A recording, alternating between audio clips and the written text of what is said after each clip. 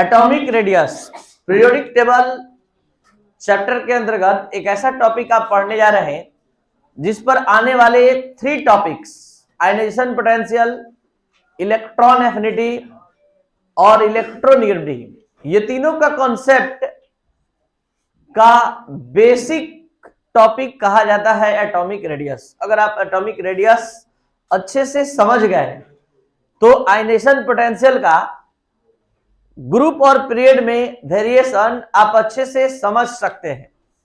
किसी भी ग्रुप में टॉप टू बॉटम जाने पर आयनाइजेशन पोटेंशियल कैसे इंक्रीज करता है, कैसे डिक्रीज करता है, ये सारा डिटेल आपको एटॉमिक रेडियस के बेहतरीन नॉलेज से ही हो सकता है।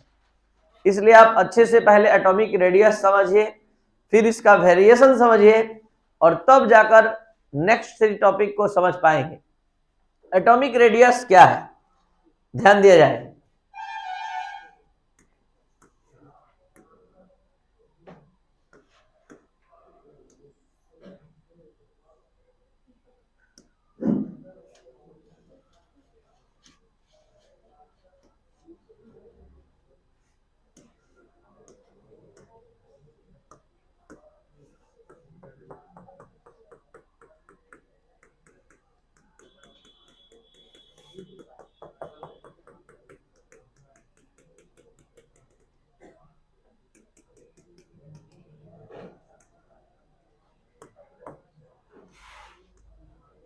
ध्यान देंगे, एटॉमिक रेडियस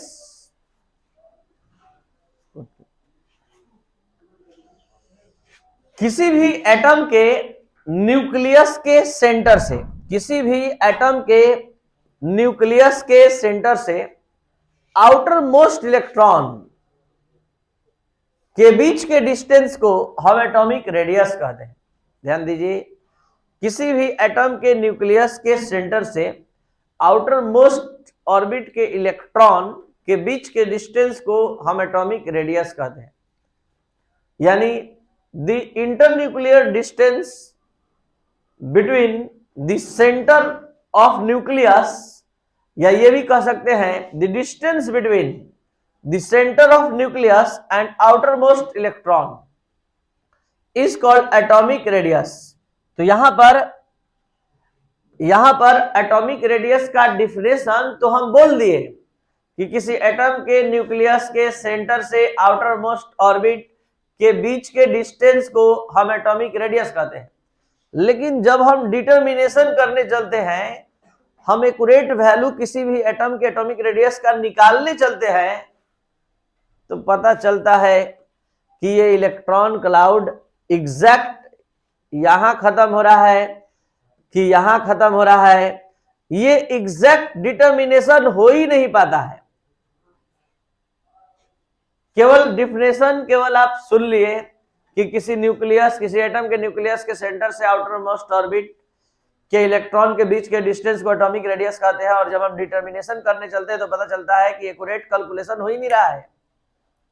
इसका मतलब है कि यहां पर जो एटम जिस बॉन्ड को जिस फोर्स ऑफ अट्रैक्शन में वहां लाइज करेगा, उसके आधार पर एटॉमिक रेडियस का स्टडी होता है। एटॉमिक रेडियस एक नहीं, दो नहीं, 3 फॉर्म में पाया जाता है, मतलब 3 तरह का होता है। एक कोवैलेंट रेडियस, दूसरा वंडरवाल्स और तीसरा मेटालिक। ये सभी जो रेडियस का नेम पड़ा है, ये उस एटम के उस सिचुएशन पर जहां वो जो बॉन्ड बनाकर जो फोर्स ऑफ अट्रैक्शन लाइज वहां कर रहा है, उसके आधार पर उसका नाम पड़ा है। मतलब हम क्या कहना चाहते हैं, एक छोटा सा मॉलिक्यूल है Cl2, और आप सभी स्टूडेंट अच्छे से जानते हैं कि Cl के आउटर ऑर्बिट में 7 इलेक्ट्रॉन होता है, दूसरा Cl भी 7 इलेक्ट्रॉन लेकर आता है। शेयरिंग होने के लिए हो गया, बॉन्ड बन गया। लेकिन जब हम यहां पर न्यूक्लियस और आउटर मोस्ट ऑर्बिट के इलेक्ट्रॉन के बीच का डिस्टेंस मापने चलते हैं, तो हम एक्यूरेट तब माप पाते हैं जब दोनों के न्यूक्लियस के बीच के डिस्टेंस के आधे के बराबर लेते हैं। यानी कहने का मतलब हमको एग्जैक्ट प्राप्त करना है, तो हम क्या करेंगे, यहां पर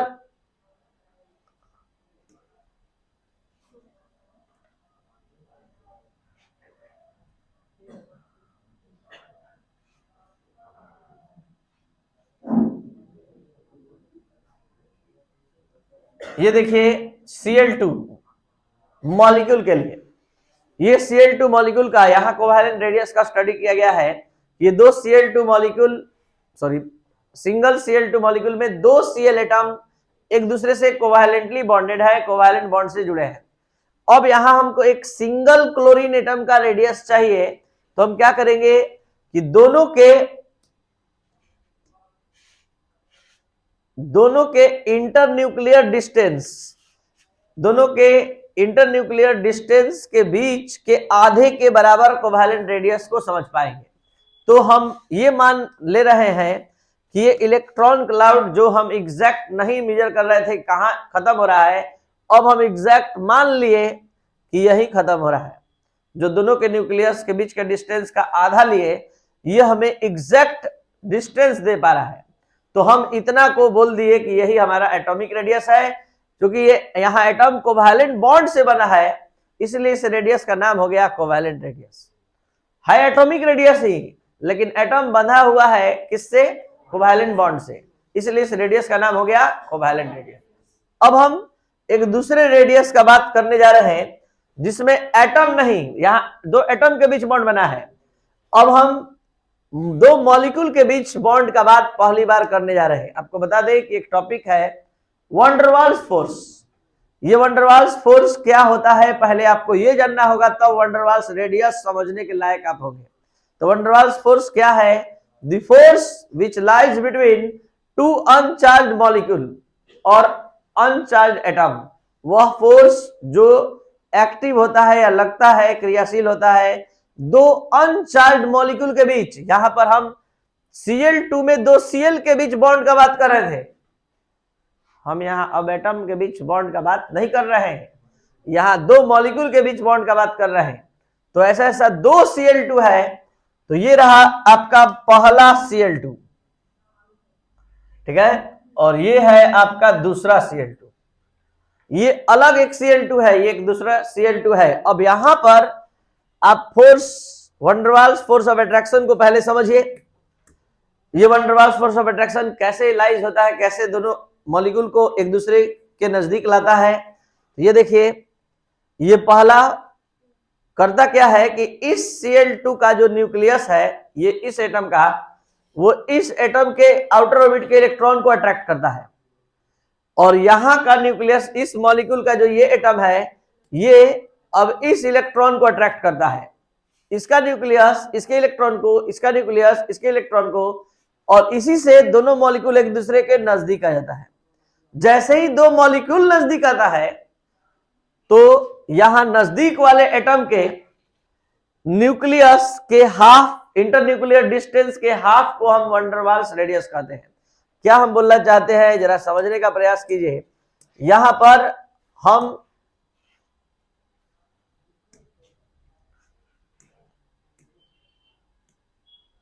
केवल अब वैन डर वाल्स रेडियस के बारे में बताने जा रहे हैं।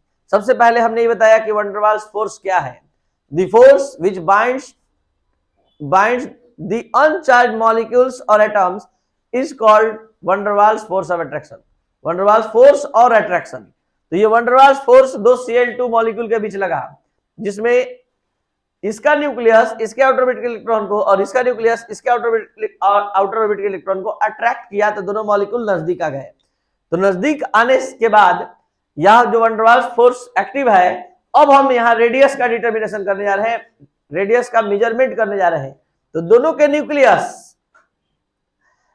न्यूक्लियस के बीच की दूरी के आधे को हम नाम देते हैं वैन डर वाल्स रेडियस। यानी यहां पर हम दोनों के न्यूक्लियस के बीच का हाफ ले लिए, जो आ रहा है यही वैन डर वाल्स रेडियस है। तो आप सभी स्टूडेंट को वैन डर वाल्स रेडियस को भी देखना होगा और साथ साथ कोवैलेंट रेडियस को भी देखना होगा। और दोनों रेडियस को ध्यान से देखकर बताइए, ये भी क्लोरीन एटम का रेडियस है और ये भी एक क्लोरीन एटम का रेडियस है। यहां क्लोरीन कोवैलेंट बॉन्ड से बना है, यहां chlorine van der Waals force of attraction से बना है। कौन सा रेडियस बड़ा है? Van der Waals. Covalent radius छोटा इसलिए है क्योंकि दोनों एटम एक दूसरे से बंधे हुए हैं, और तब हम दोनों के न्यूक्लियस के बीच के डिस्टेंस का आधा ले रहे हैं। ध्यान दीजिए, यहां ये जो Cl है ये इस मॉलिक्यूल का है, इधर खिंचाया हुआ है, ये Cl इधर खिंचाया हुआ है, और तब हम दोनों के बीच के न्यूक्लियस के बीच के डिस्टेंस का हाफ ले रहे हैं। तो यहां भी एटॉमिक रेडियस का मेजरमेंट, यहां भी एटॉमिक रेडियस का मेजरमेंट, लेकिन ये रेडियस छोटा हो जा रहा है इस रेडियस से। इसलिए कहा जाता है कि van der Waals radius is greater than covalent radius. अब बारी है वन मेटालिक रेडियस का, जो आप अब समझने जा रहे हैं। मेटालिक रेडियस, ध्यान दिया जाए, मेटालिक रेडियस। तो मेटालिक रेडियस पढ़ने से पहले आप सभी स्टूडेंट को पहले मेटल के सरफेस यानी मेटालिक बॉन्ड को पहले समझना हो। मेटल का सरफेस मेटालिक आयन और उसके द्वारा लॉस किए गए इलेक्ट्रॉन के सी में डूबा होता है, तो ये यहां मेटालिक बॉन्ड का फॉर्मेशन करता है। जी, ये बॉन्ड, मेटालिक बॉन्ड जो है मेटालिक आयन और उसके द्वारा लॉस किए गए इलेक्ट्रॉन के बीच होता है, और यहां इस तरह से किसी मेटल के सरफेस का स्ट्रक्चर होता है। तो किसी मेटालिक क्रिस्टल में मेटालिक आयन काफी क्लोजली पैक्ड होते हैं। तो दो मेटालिक आयन के न्यूक्लियस के बीच के डिस्टेंस के आधे को मेटालिक रेडियस कहेंगे। दो मेटालिक आयन हमने ले लिया, इसमें से दो मेटालिक आयन हमने ले लिया, और दोनों के इंटरन्यूक्लियर डिस्टेंस के आधे को हम यहां मेटालिक रेडियस नाम दे रहे हैं। तो जरा समझने लायक बात है कि यहां मेटालिक रेडियस भी निकाले हैं, मतलब एटॉमिक रेडियस मेटालिक रेडियस के रूप में निकाले हैं, यहां metallic radius van der Waals radius के रूप में निकाले हैं, यहां कोवैलेंट रेडियस के रूप में निकाले हैं। तीनों को बार बार आप देखिए और फिर उसके बाद थोड़ा पता लगाइए कि कौन सा रेडियस सबसे स्मॉल होगा, कोवैलेंट, क्योंकि ये दोनों एटम एक दूसरे से क्लोजली पैक्ड, मतलब कोवैलेंट बॉन्ड के कारण एक दूसरे से काफी क्लोज है। तो निश्चित है कि दोनों के बीच का जो इंटरन्यूक्लियर डिस्टेंस होगा कम होगा, तो रेडियस भी क्या हो जाएगा। और यहां ये इस मॉलिक्यूल से जुड़ा हुआ है, ये इस मॉलिक्यूल से, और तब हम दोनों के न्यूक्लियस के बीच के डिस्टेंस का हाफ ले रहे हैं। और यहां पर तो ये केवल इसी तरह दो अलग अलग आयन है, मेटालिक आयन, और यहां पर हम दोनों के इंटरन्यूक्लियर डिस्टेंस का हाफ ले रहे हैं। तो यहां का रेडियस मेटालिक रेडियस, यहां का radius van der Waals radius, और यहां का रेडियस, तो इस मेटालिक रेडियस पर आप फोकस करिए। ये जो मेटालिक रेडियस है कोवैलेंट रेडियस से बड़ा होगा, लेकिन वैन डर वाल्स रेडियस से, तो इसका ऑर्डर होगा covalent radius is smaller than metallic radius and metallic radius is smaller than van der Waals radius. अब हम लोग इतना नॉलेज लेने के बाद पीरियोडिक टेबल में स्टडी करने जा रहे हैं variation of atomic radius in a group. तो सभी स्टूडेंट पीरियोडिक टेबल सामने रख लीजिए और ध्यान से अब पीरियोडिक टेबल में पहले ग्रुप वाइज स्टडी करेंगे और तब period wise. Variation of atomic radius in a group, word पर ध्यान दिया जाए। ये है फर्स्ट ग्रुप का element, hydrogen, lithium, sodium, potassium, radium, caesium, francium. Word पर ध्यान दीजिए। हाइड्रोजन का कॉन्फ़िगरेशन है 1s1, 1s1, और lithium 2s1, sodium 3s1, potassium 4s1, 5s1, 6s1, 7s1। देखिए वर्ड पर ध्यान दीजिए। हाइड्रोजन में जरा ध्यान दीजिए, न्यूक्लियस के बाद कितना ऑर्बिट आ रहा है, 1, इसमें कितना, 2 ऑर्बिट आएगा, इसमें 3 ऑर्बिट, इसमें 4 ऑर्बिट, 5 ऑर्बिट। तो इसमें क्या समझ में आ रहा है कि जैसे एलिमेंट टू एलिमेंट हम नीचे आ रहे हैं, आने वाला एलिमेंट एक नया ऑर्बिट लेकर आ जा रहा है। यहां से यहां है तो एक और ऑर्बिट बढ़ गया, 2 से 3 हो गया, तो लगातार ऑर्बिट की संख्या बढ़ रही है। तो इस इलेक्ट्रॉन आउटर इलेक्ट्रॉन और न्यूक्लियस के बीच का डिस्टेंस लगातार बढ़ रहा है। तो when we go down top to bottom in a group, atomic radius increases because new element appears with electron with new cell। मतलब न्यू एलिमेंट जो आ रहा है वो नए सेल के साथ अपीयर हो रहा है, और नए सेल के साथ अपीयर होने के कारण यहां जो डिस्टेंस है न्यूक्लियस और इलेक्ट्रॉन के बीच बढ़ रहा है। तो ये न्यूक्लियस उतना तेजी से इस इलेक्ट्रॉन को अट्रैक्ट नहीं कर पाता है और एटम का साइज फैलकर बड़ा हो जाता है। तो यहाँ पर लगातार एलिमेंट टू एलिमेंट नीचे आने पर नंबर ऑफ सेल बढ़ रहा है, जिस कारण न्यूक्लियस और आउटर ऑर्बिट के इलेक्ट्रॉन के बीच का डिस्टेंस बढ़ रहा है। तो ये न्यूक्लियस उतना तेजी से उसको अट्रैक्ट नहीं कर पाया, जिस कारण एटम का साइज लगातार क्या होता है, बढ़ता जाता है। यानी किसी भी ग्रुप के लिए ये यूनिवर्सल ट्रूथ स्टेटमेंट हो गया है कि when we go down top to bottom in a group atomic size increases. तो जल्दी से बताइए नाइट्रोजन फैमिली में बताइए नाइट्रोजन फास्फोरस एसबी में किसका सबसे बड़ा साइज होगा? SB. Lithium sodium potassium caesium में, ऑक्सीजन सल्फर सेलेनियम टेलुरियम में जिसका जो सबसे नीचे है सबसे बड़ा साइज का होगा, और सबसे छोटा साइज का इसमें कौन होगा? लिथियम। तो ये था variation of atomic radius in a group. अब हम बात करते हैं variation of atomic radius in a period. तो पीरियड में अब हम बात करने जा रहे हैं। तो सेकेंड पीरियड के सारे एलिमेंट पर धीरे धीरे ध्यान दीजिए उसके कॉन्फ़िगरेशन पर। सेकेंड पीरियड पर अपना फिंगर रखिए। Lithium, beryllium, boron, carbon, nitrogen, oxygen, fluorine, neon. Lithium का कॉन्फ़िगरेशन है 1:2:1। क्या देख पा रहे हैं आप कि न्यूक्लियस के बाद 2 ऑर्बिट तो है, लेकिन यहां इलेक्ट्रॉन इंटर किया 2s1 यानी सेकेंड ऑर्बिट में। अब जरा सा एक एलिमेंट आगे बढ़िए तो इलेक्ट्रॉन नया ऑर्बिट लेकर आया कि उसी में प्रवेश किया?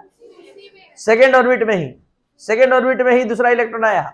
यहां तीसरा इलेक्ट्रॉन उसी ऑर्बिट में आया, चौथा इलेक्ट्रॉन भी उसी ऑर्बिट में आया, पांचवा इलेक्ट्रॉन भी उसी ऑर्बिट में आया। नंबर ऑफ सेल नहीं बढ़ रहा है, जबकि ग्रुप में लगातार सेल बढ़ रहा था, लेकिन यहां आने वाला इलेक्ट्रॉन उसी सेल में इंटर कर रहा है। और एक चीज और, इसके न्यूक्लियस के न्यूक्लियर चार्ज का संबंध एटॉमिक नंबर से होता है। इसका एटॉमिक नंबर 3 है, न्यूक्लियर चार्ज +3, +4, +5, +6, लगातार न्यूक्लियर चार्ज बढ़ता जा रहा है, लेकिन आने वाला इलेक्ट्रॉन नए सेल को लेकर नहीं अपीयर हो रहा है।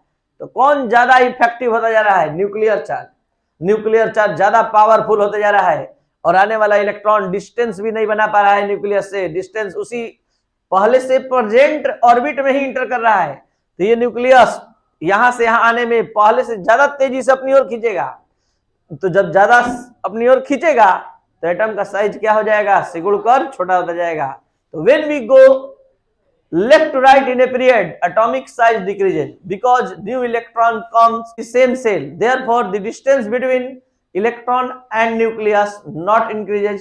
मतलब यहाँ do not increases मतलब न्यूक्लियस और इलेक्ट्रॉन के बीच का डिस्टेंस बढ़ता नहीं है। and nuclear charge always increases with element to element, therefore we say that atomic size decreases when we go left to right in a period। यानी जब भी हम किसी एटॉमिक मतलब किसी भी पीरियोडिक टेबल के पीरियड में लेफ्ट टू राइट जाते हैं तो क्या देखते हैं कि आने वाला इलेक्ट्रॉन पहले से प्रेजेंट सेल में ही इंटर करता है, और न्यूक्लियर चार्ज लगातार इफेक्टिव होता जाता है।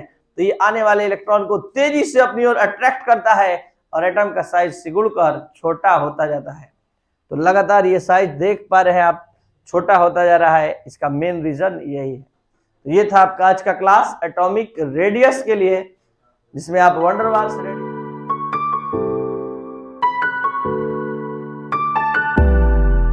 मैं Rajesh Kumar optimum chemistry classes से आपको बता दूं स्टूडेंट, हमारे सर्वे के मुताबिक बहुत सारे स्टूडेंट ऑर्गेनिक केमिस्ट्री जब ऑनलाइन या ऑफलाइन क्लास में पढ़ रहे हैं तो उनका कॉन्सेप्ट नहीं क्लियर हो पा रहा है। तो आपको हम बता दें स्टूडेंट कि हमारा ये क्लास बहुत ही सिंप्लीफाइड फॉर्म में, काफी इंटरेस्टिंग वे में आपको ये ऑर्गेनिक केमिस्ट्री का क्लास प्रोवाइड करता है।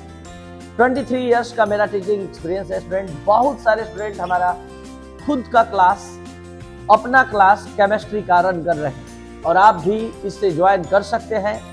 ऑफलाइन और ऑनलाइन क्लास दोनों ही माध्यम से आपको ये क्लास प्रोवाइड किया जाएगा। ऑनलाइन क्लास के लिए केमिस्ट्री का मतलब राजेश सर ऐप के माध्यम से आप ज्वाइन कर सकते हैं, और 9431434546 पर कॉल करके आप इस ऐप के माध्यम से इंडिया के किसी कोने से पढ़ सकते हैं। और ऑफलाइन क्लास के लिए ये बिहार के रोहतास डिस्ट्रिक्ट के सासाराम शहर में रेलवे स्टेशन के नजदीक स्थित है ऑप्टिमम केमिस्ट्री क्लास। जी, ये सासाराम के रेलवे स्टेशन के नजदीक ये क्लास स्थित है, और हर एक टॉपिक पर, हर एक चैप्टर पर एकदम सिंप्लीफाइड फॉर्म में बहुत ही अच्छे से जो आपको कभी रटना नहीं होगा, ये क्लास प्रोवाइड करता है। आगे जैसे ही आप ज्वाइन करेंगे, आपको बता दें स्टूडेंट कि अगर आप कोई इंटरेस्ट ना आए तो 7 डेज के बाद, ज्वाइनिंग के 7 डेज के बाद भी आप फ्री रिटर्न अपना टोटल पेमेंट प्राप्त कर सकते हैं। ये क्लास अपने मेहनत के बल पर जाना जाता है, जिसमें हमारा और आपका दोनों का मेहनत होता है और बहुत ही कम प्राइस में ये अवेलेबल है। जैसे अगर आप 12th क्लास का ऑर्गेनिक केमिस्ट्री पढ़ना चाहते हैं तो 1000 इसका ऑनलाइन क्लास का है, और अगर 11th क्लास का ज्वाइन करना चाहते हैं तो 600 ज्वाइनिंग का ऑनलाइन क्लास के लिए है। और ऑफलाइन क्लास में भी बहुत जल्द क्रैश कोर्स भी लॉन्च होने जा रहा है स्टूडेंट। आप चाहे तो कंप्लीट चैप्टर भी 11th 12th केमिस्ट्री का पढ़ सकते हैं, और CBSE IITG मेंस एडवांस के लिए भी आप अच्छे से मेडिकल के लिए भी तैयारी कर सकते हैं। तो ये क्लास जो लगभग 23 इयर्स के एक्सपीरियंस के बल पर चल रहा है, आप इसको देखें, ज्वाइन करें। Thank you.